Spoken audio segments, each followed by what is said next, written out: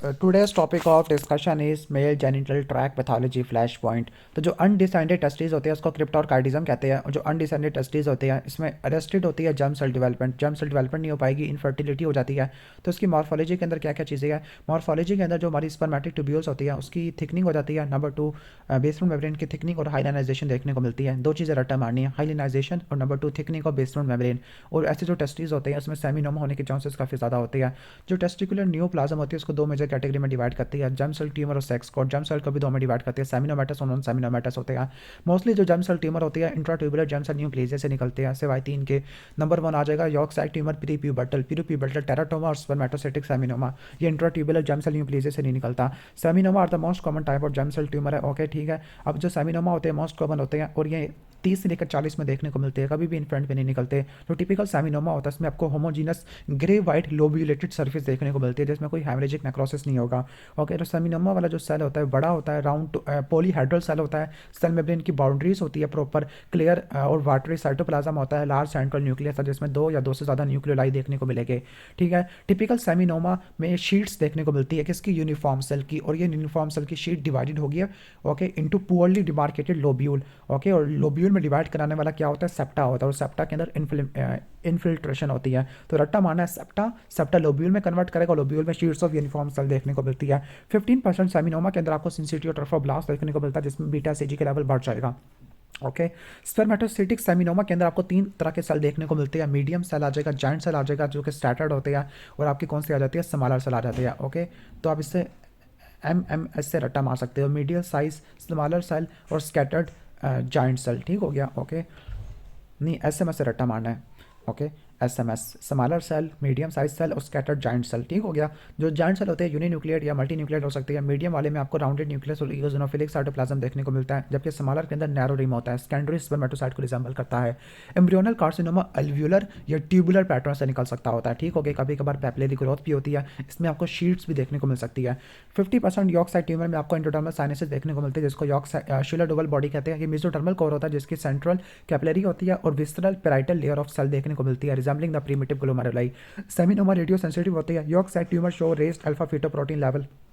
Okay, immunohistochemistry के अंदर जो सेमिनोमा होती है they are stain positive for the kit है। किट ओके, किट का मतलब है कि यहाँ पर ये टायरोसिन काइनेस वाला रिसेप्टर वाला आ जाएगा। किट है, ओसिटी है, पोर्डोप्लानिन से भी पॉजिटिव होती है, साइटोकैरोटिन से नेगेटिव होते हैं, प्लेसेंटल अल्कलाइन फॉस्फेटेस से भी पॉजिटिव होते हैं।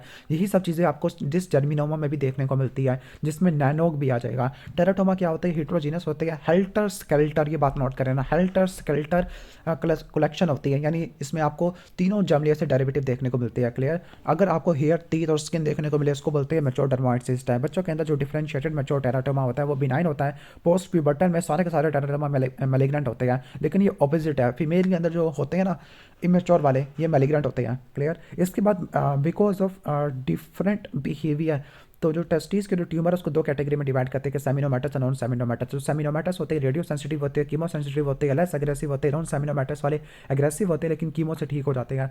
बायोलॉजिकल मार्कर जो बीटा सीजी है, अल्फा फीटोप्रोटीन हम यूज़ करते हैं, लाइक लैक्टोडिहाइड्रोजिनस सेमिनोमा में देखने को मिलता है। Okay, seminoma remain confined to the testis. जो सेमिनोमा होते हैं स्टेज 1 के अंदर आते हैं क्योंकि ये टेस्टिस की तरफ कन्फाइंड रहते होते हैं and spread mainly to the parotid है, जबकि हमारे जो नॉन सेमिनोमेटस होते हैं ये हमारे लिम्फेटिक से ब्लड वेसल से फैलते होते हैं। क्लियर?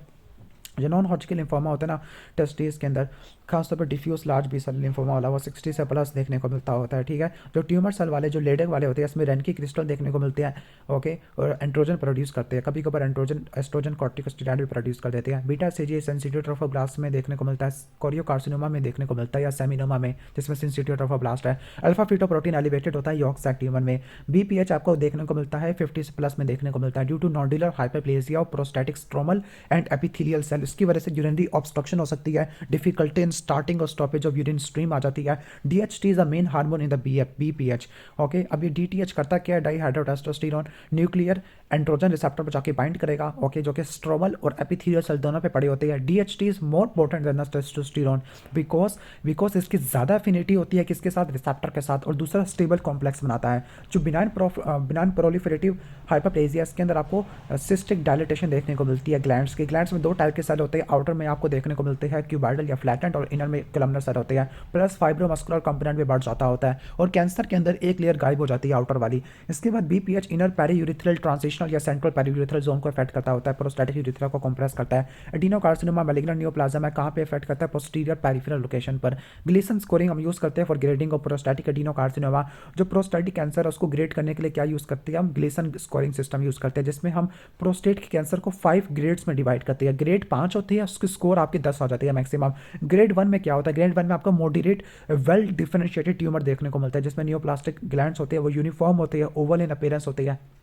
ओके, जबकि ग्रेड 5 में आपको कोई ग्लैंडुलर ट्यूमर नहीं देखने को मिलेगा और आपको सिर्फ कॉर्ड्स शीट्स पैटर्न देखने को मिलेगा। मेजरमेंट ऑफ PSA, इससे आप डायग्नोसिस और मैनेजमेंट कर सकते हैं, प्रोग्नोसिस के लिए इस्तेमाल कर सकते हैं। ये ऑर्गन स्पेसिफिक है, लेकिन ये डिजीज स्पेसिफिक नहीं है। क्लियर? यानी ये आपको BPH में भी देखने को मिल सकता है, इन्फॉक्शन के अंदर, एजैकुलेशन के अंदर, प्रोस्टाइटिस में भी देखने को मिल सकता है। BPH में जो डबल लाइनिंग होती है ना, वो देखने को मिलती है। प्रोस्टैटिक कैंसर में बेजल लेयर खत्म हो जाती है।